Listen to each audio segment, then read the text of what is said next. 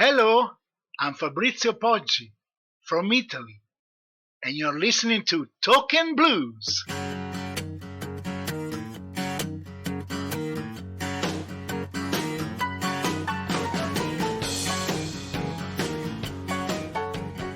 How are things in Italy these days? Oh, pretty tough as everywhere in the world. But we try to live with the same old passion, especially in the world of music, because the last 2 years were very, very, very in any country, and of course also here in Italy. But you guys were hit really hard. Oh yeah, yeah. We were the first, so we have to deal with something that nobody know very much about it. So we made a lot of experiments trying to dealing with the virus, and of course, if you don't know something, mistakes are always around the corner. So we had a lot of troubles, but I think that we also learn something from our mistakes. I don't want to say it too loud because maybe it brings hard luck, but I think that most of the Italian people now know how to deal with the virus. So try, trying to be safe, trying to to have the vaccination, and trying to wear the mask. It's tough because there are few people, but too many that they don't wanna they wanna have uh, their freedom, but probably they don't know the real concept of freedom, if you know what I mean. Yeah, for sure. Um, how did it change you as a person going through all this?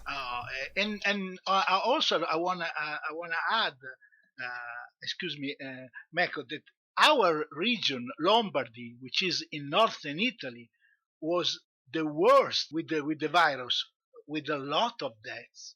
Many people died from the coronavirus. Also, our doctor, a lady, died in the first month of the pandemic. Having gone through that, what have you learned about yourself? Oh, I think that I'm pretty similar to everybody. When you find that your life is no more for granted, if you know what I mean, Hmm. but you learn how to enjoy people, the people you love, the things that you get. I think that pandemic in some way taught to me what blues music taught to me over those years: to be simple and humble more than ever, because life can be very fragile. You're about 45 minutes south of Milan. Yes, Have you lived there all your life? yes. I was born here in a small town called Voghera, Italy. Here I passed the whole life. So how does a young kid from Voghera. small town in Italy get to the blues? Oh, that's a pretty interesting question. It was hard. I have my blues epiphany the night I saw Paul Butterfield playing Mystery Train in the movie The Last Waltz of the band. Right. And those night was my first meeting with Muddy Waters, and from that night, my life changed forever. That's what, uh, for my generation in the middle of 70s, usually uh, we met the blues through the British artist because we don't have the chance to really have records from the originators. So most of blues came from people like John Mayall, Eric Clapton, the Rolling Stones, and from there, it was maybe nowadays it seems a little strange, but when I discovered the blues, there were no computers, Google, YouTube, or musical instrument, also books about blues, and everything was very, very difficult to find. It was hard, very hard. It took me something like six months to learn something that today a kid can learn in one day.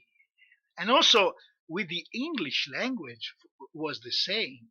I never studied English at school.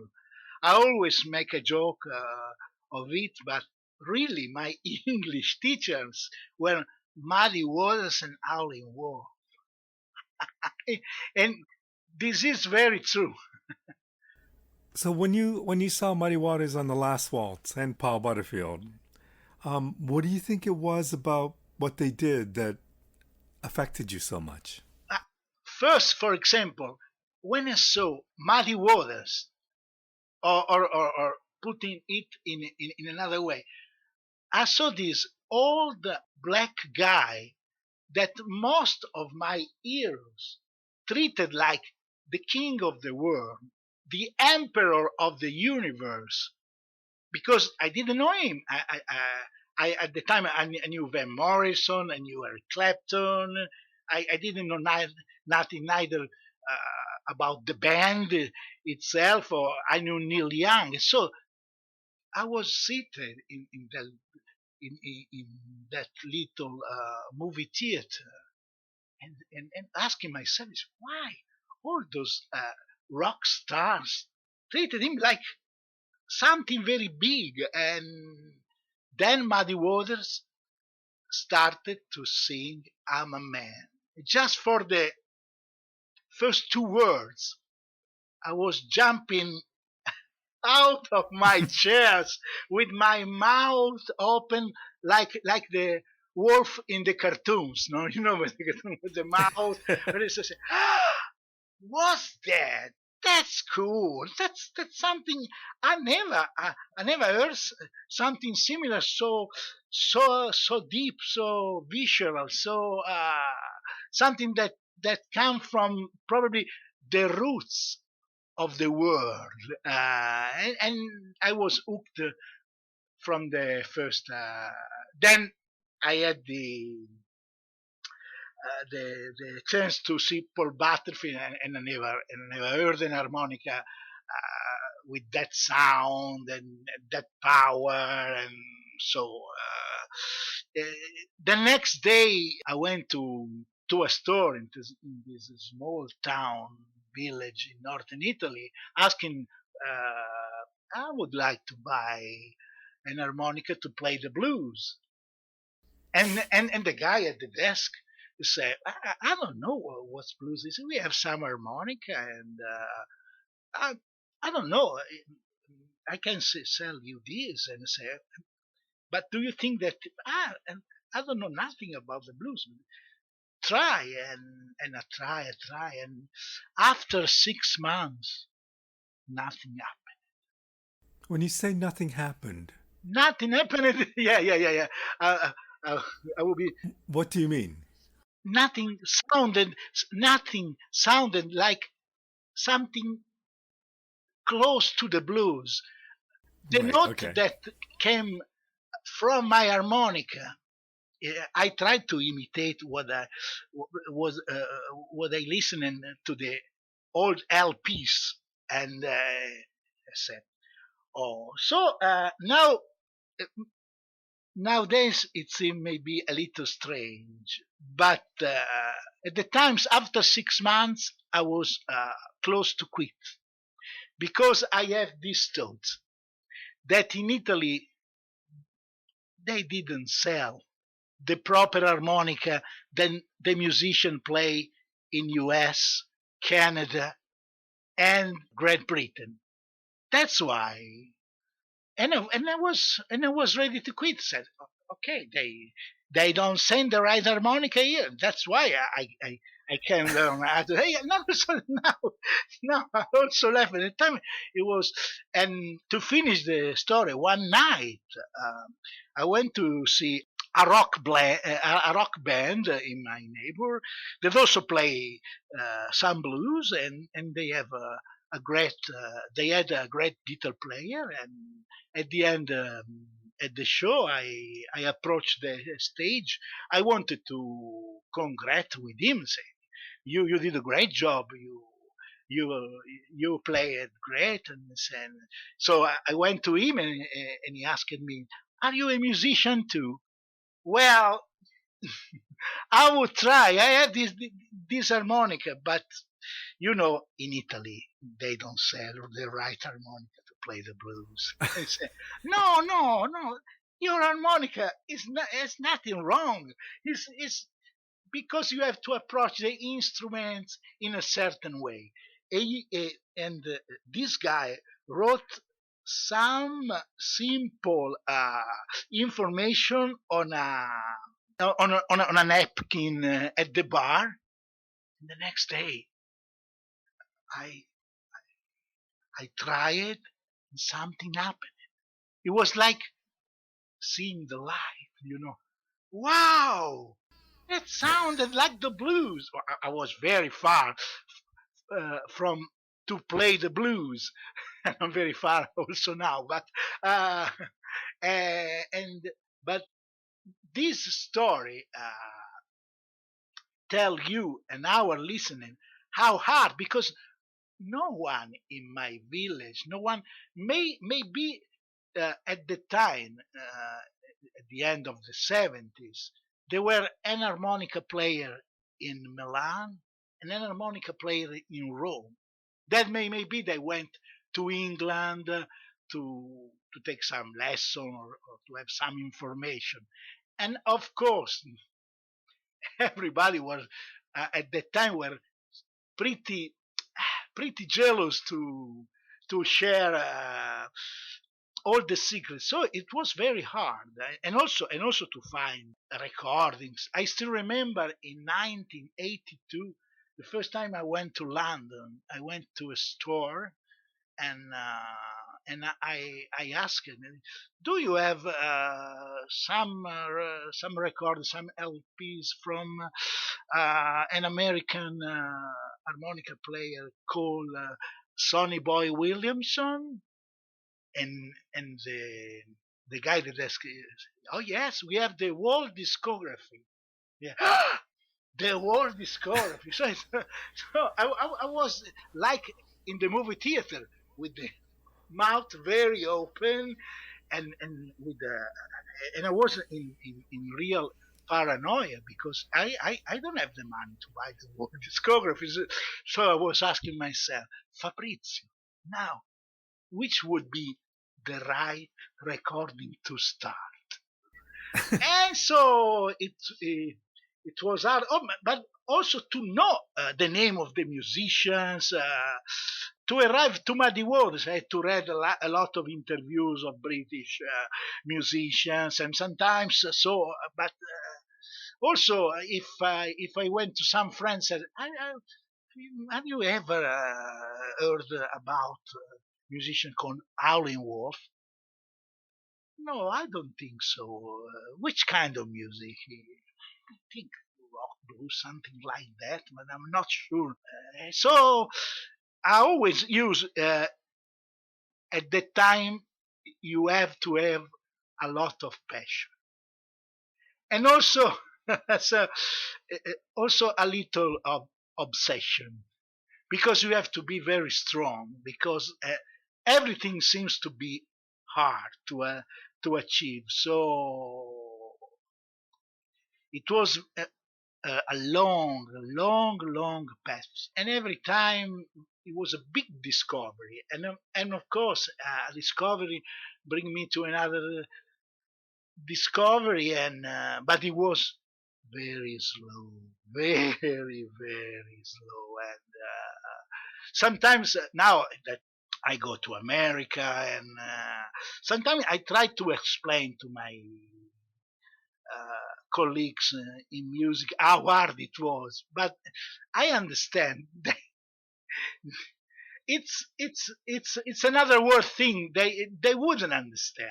Yeah, different times. I wonder. So when you went to the States, Yeah, is the first time that you went to the States? Was it when your band recorded the Netherworld album? Is that the first time in like no, 1997, or had you been to the States before then? before that I started to go to the States with my wife Angelina in the early 90s, but just to visit what I dreamed for all of my life, the musical city, from Memphis to Chicago, from New Orleans to Nashville to New York to you name it. Tell me what that was like. Tell me about going to the U.S. for the first time after dreaming about it, after hearing all that music, and after being influenced greatly by the blues and I presume many other genres of music. But tell Yeah, me yeah. about going to the States and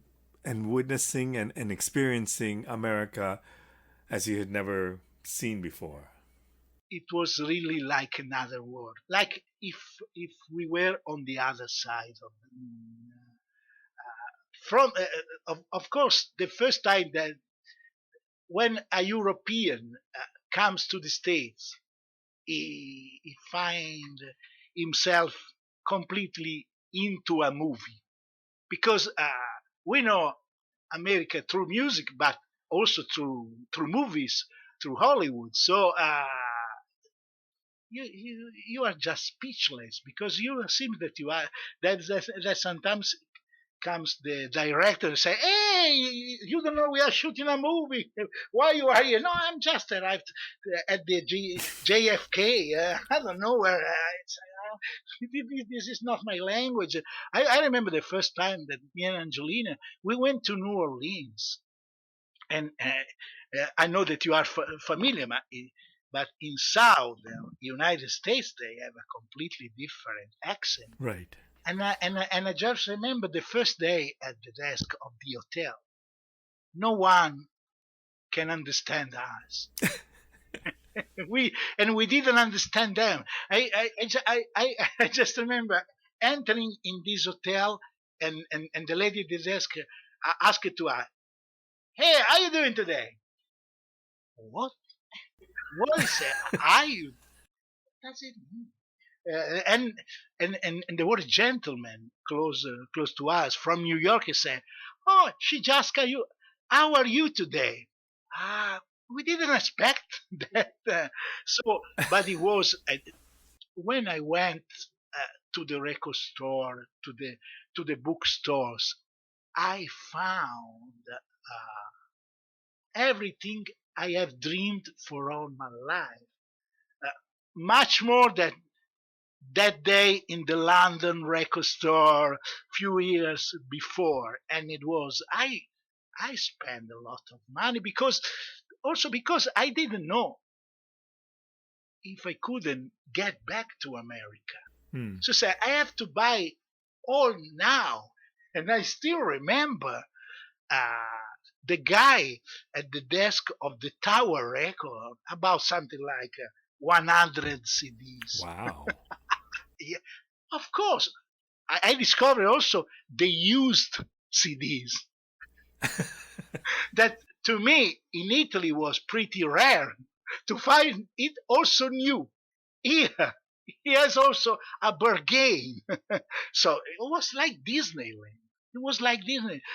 The first time we went to New Orleans, we went to the Jazz and Heritage Festival in New Orleans. So there were all the roots of the roots music of all the Americas. So to us was really like a child in Disneyland, very excited. We don't know how to look. We were so. Ah, ah, can you listen? It was something incredible. Every second a dream come true. So it's something overwhelming, and we also discover very peculiar thing. The most of my heroes, musicians that I really love from my youthness, when I have the chance to meet them, just to congratulate with them, were really very simple people, very approachable people, no rock stars, no.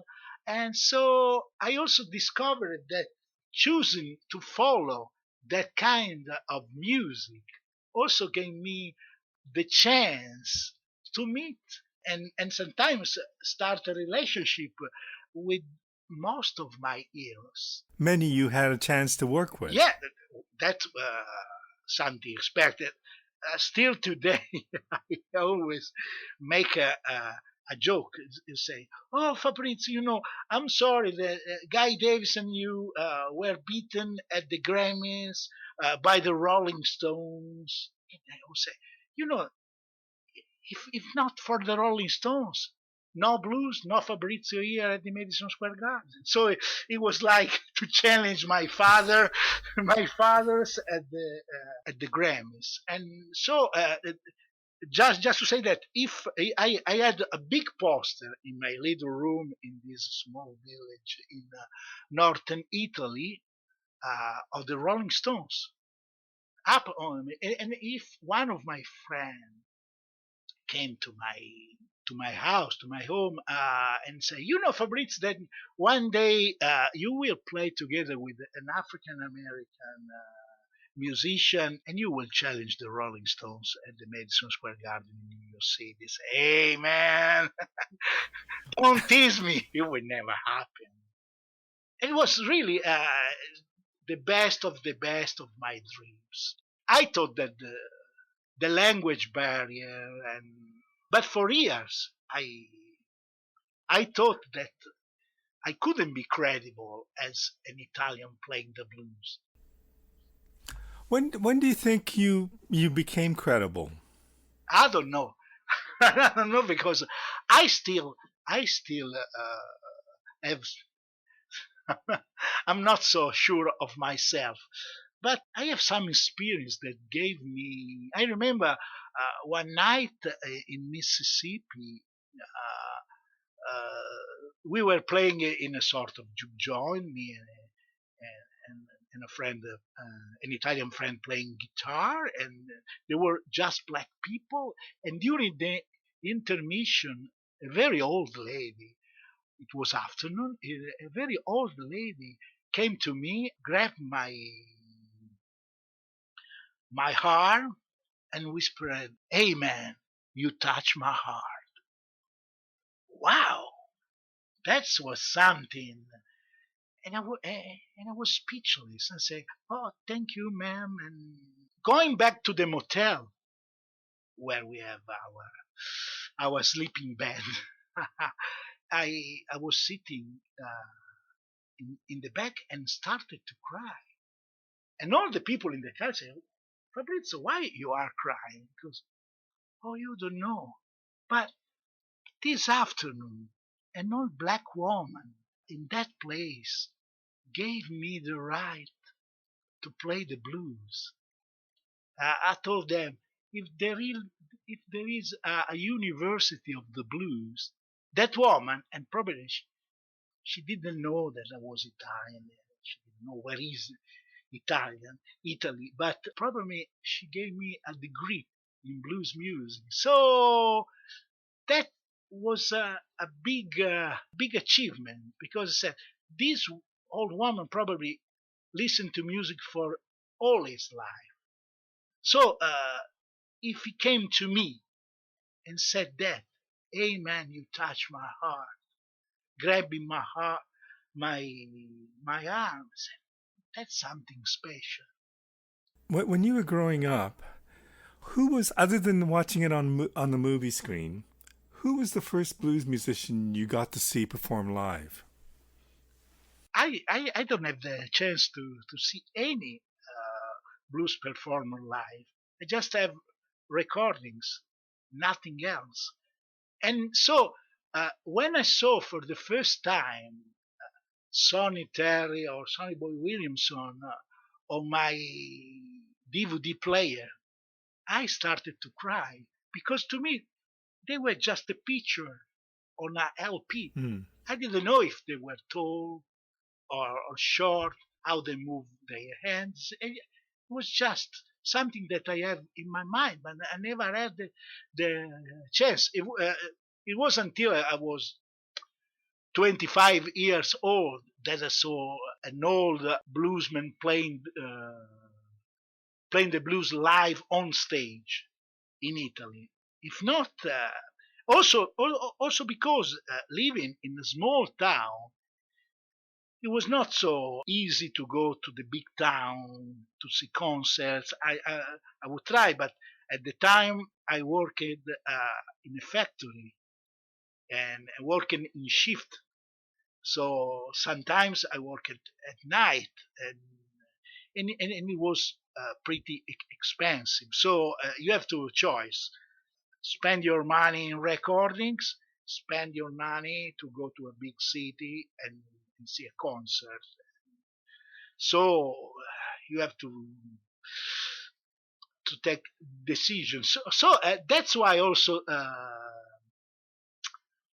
to go to America for the first time. I remember me and Angelina looking at the newspaper the first time in Memphis or New Orleans, looking at the newspaper. Say, hey, tonight there is Dr. John play here, and look that this other playing there, and then the Neville brothers, and then this, all at the same time. Wow, in just one night. Let's say, that was incredible, and my passion grew. Most of the musicians that I have the privilege and the blessing to play with were my heroes, and now they are my friends.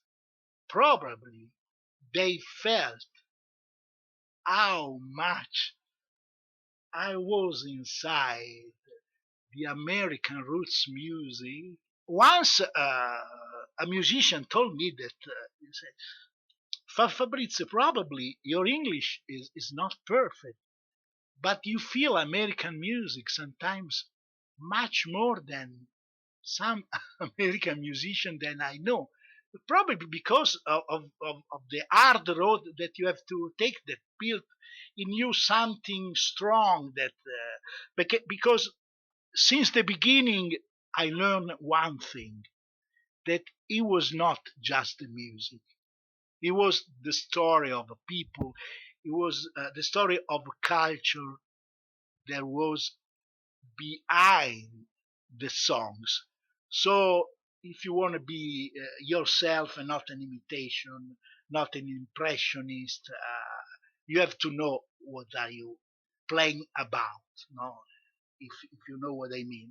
I apologize. Sometimes my English is No need to apologize at all. So I'm curious as to, so you spent your money buying blues music yeah, and roots music. You started a band in Italy, yeah, playing around, and you did some recordings. yeah. What was that scene like? How difficult was it for you to be in a blues band in Italy, based out of a small town? In a small town, if you want to play blues, you can't really find blues musician.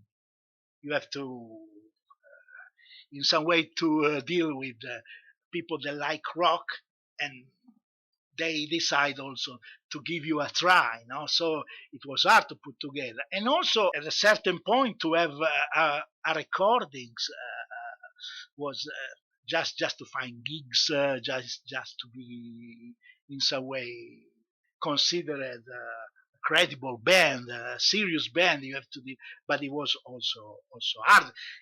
At the time of my first recording in Italy, they recorded just pop music. So I still remember I went to the studio with thousands of CDs.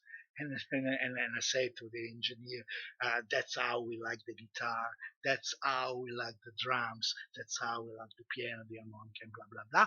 And he looked at me and said, no, that's, that's my job. Don't worry, Fabrizio.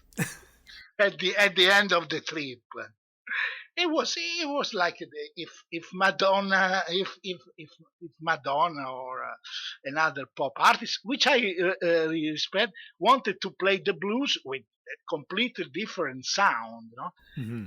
then that's why we save a lot of money, and we went in Texas to record our first American CDs, because we always have this doubt: who, which is the fault?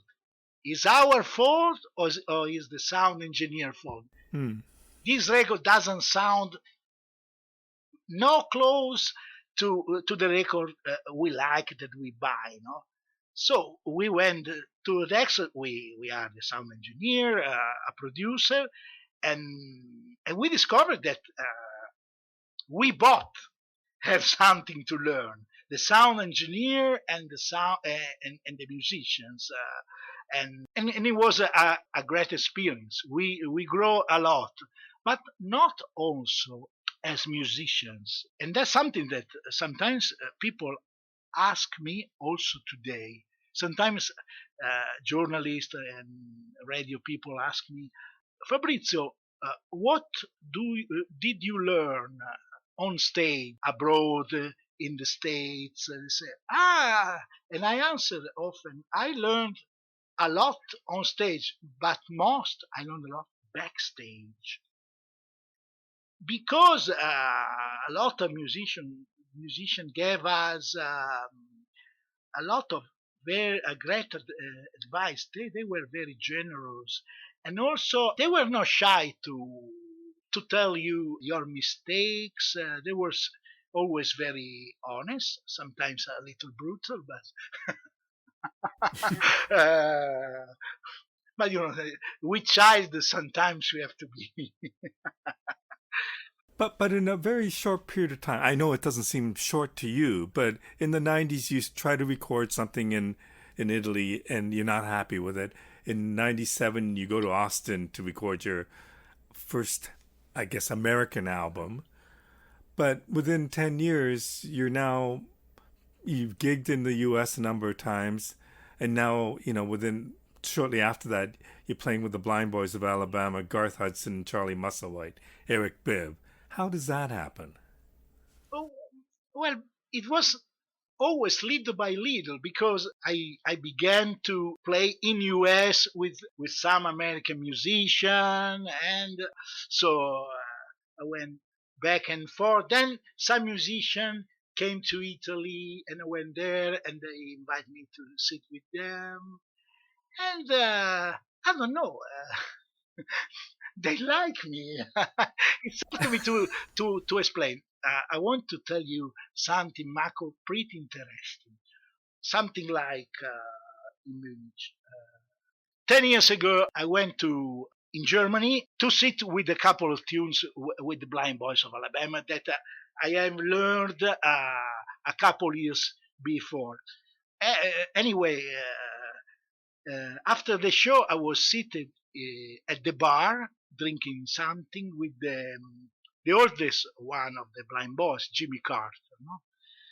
And I say, between me and you, Jimmy, what do you think of an Italian white boy that want to play the blues and the spiritual?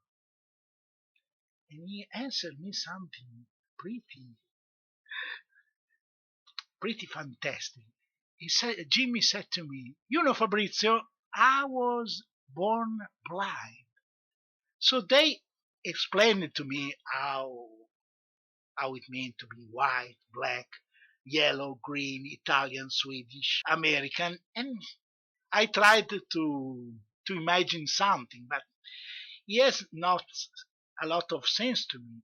You know that when you come and play your harmonica, I just think, hey, that's my little brother Fabrizio. I don't think other things, and there was a big lesson. It was a big lesson. Just how many cages, how many prison.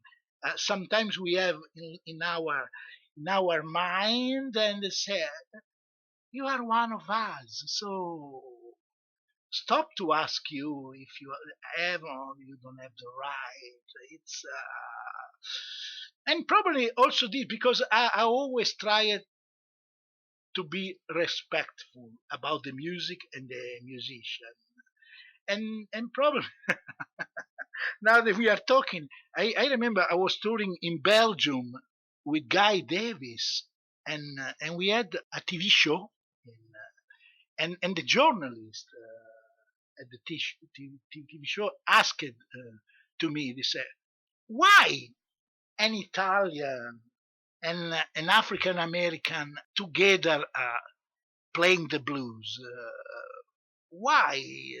Explain me the reason behind the project. And it was $1 million question. Say, I thought to myself, I don't know, it's happening, but I was pretty smart, and I said, I don't know, ma'am. Ask Guy. And Guy look at myself and say, so Fabrizio, you are white and Italian. And I say, hey, Guy, nobody's perfect. And that was also another. Sometimes I'm so used to my American friends that I don't really think that they are American because when we play, we really speak. I know that seems corny, but we really speak the same language. So it's beautiful, and it's the miracle of the music and the blues. I think that the blues really is a miracle. It's something that it doesn't matter where you were born, it doesn't matter the language you speak, it doesn't matter the color of your skin. The blues really is an international language, and that's something really unexpected to me when I was 16. Tell me about the blues scene in Italy now. What's it like? Well, there are. And now it's a little Yeah, difficult yeah, because of the I pandemic. know what you mean. Well, consider that I have been outside Italy for most of the last 10 years because of my blessing part of my career, of my blessed part of my career. But you know, there are a lot of young musicians, but very young, that wants to play the blues, uh, and they are all fantastic. Hmm. Maybe sometimes they don't wanna leave what they learn, no, and so they follow they model their models. They are sometimes also the American accent. I remember the ones we were listening a band opening. I was playing with Eric Bibb at that time. There was an Italian young band opening for us, and Eric looked at me and said, "The singer is singing like a sharecropper from Mississippi from the 40s." I said, "Oh, when they learn something, they learn precisely, you know." And in fact, Eric said, "This is spooky." No, but there is just a little problem, and I'm really sad about it. I'm really glad that the young people want to play the blues and so and so. But most of the young people that play the blues don't go to the other musician concert, and that's real a pity. because when I started to play the blues, I went to other fellow Italian who played the blues, not only to learn something new, but also to be supportive, to be, what I mean, to be part of the family. They always complain. They say, but we have just old people at the shows. Because how many shows of young Italian band you go to see on Saturday night? Well, when I don't play, I go to the movie theater. Now you understand why you have just because the old people they go to the concerts. So it's pretty sad, but there are a lot of people, especially after bands like Black Keys or North Mississippi All Stars, and people like them. They became pretty popular here in Europe and in Italy, and they toured a lot all over the country, and they made a lot of followers. I can say that the blues is alive and well in Italy, but we don't have an audience. We don't have crowd. So some of these young band sometimes nobody comes to listen to us. So maybe we can transform ourselves in a Queen copy band. Tell me about the harmonica award, the lifetime achievement award you got from Horner. Yeah, yeah. Also, that was really unexpected. But maybe it's because when I started to go to the US, I bought a lot of books about the blues, about the history of the blues, about the history of the harmonicas. There were few, and I started to share this information. Also, I wrote articles in magazines and and a couple of books, but just because I don't want that the young guys have the same hard road that I am when I was young. I thought it's my duty to share because some guy was a little say, well, now you have internet. Yes, yeah, Fabrizio is all in English. It's hard. It was hard also for me. You know that for me in the beginning, just to read in English was not fun at all. Read dictionary, word dictionary.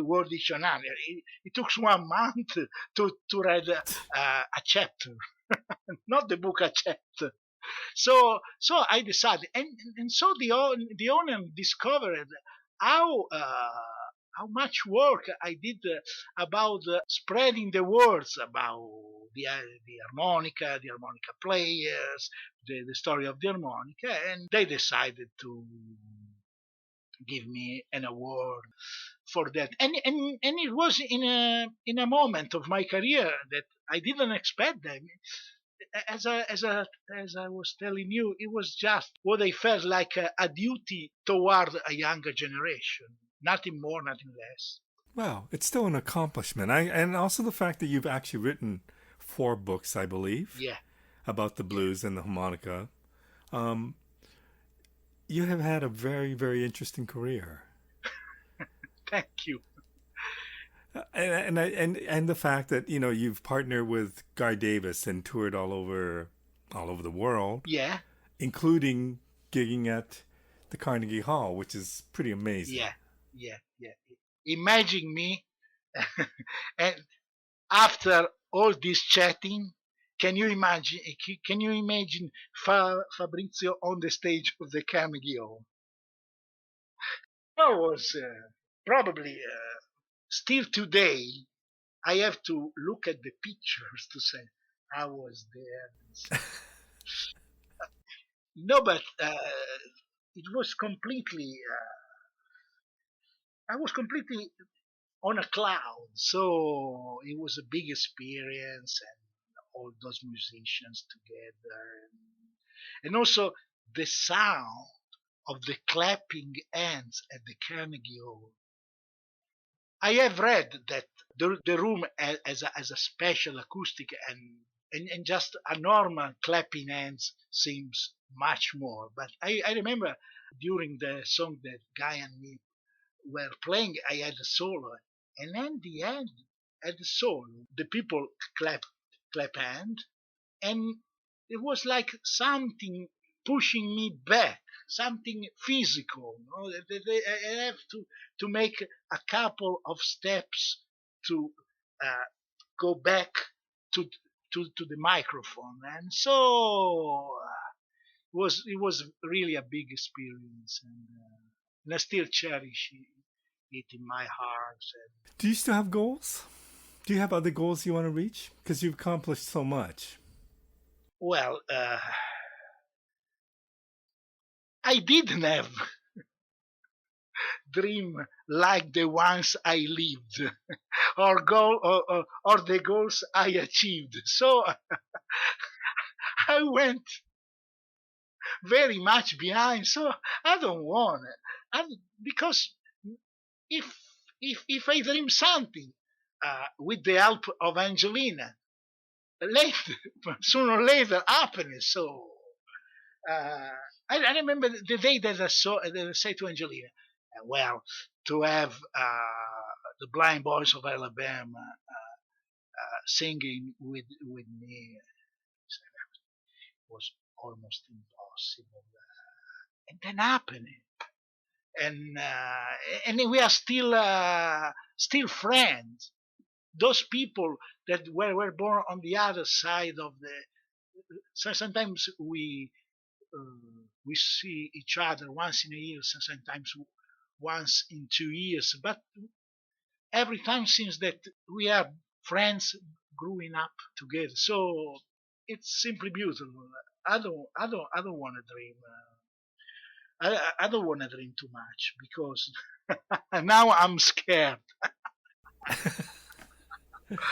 I'm going to have to wrap this up, but let me ask you one more question. Do you have a philosophy in the way that you play, in the way that you approach music? Well, the, to call it a philosophy maybe is too much, but I always try to touch people's heart, always. And when I can, sometimes it's an amazing moment. And as you probably understood, my keyword is honesty. Hmm. If you are true to yourself, people will feel it. And people like to see your soul when you perform. And I always say also to young musicians, be yourself. Think of the great bluesmen, Muddy Waters, Howlin' Wolf, B.B. King, John Lee Hooker. They were just unique. They have just their own voice. So and always I tell everybody that I really try to stay simple and humble and to love and respect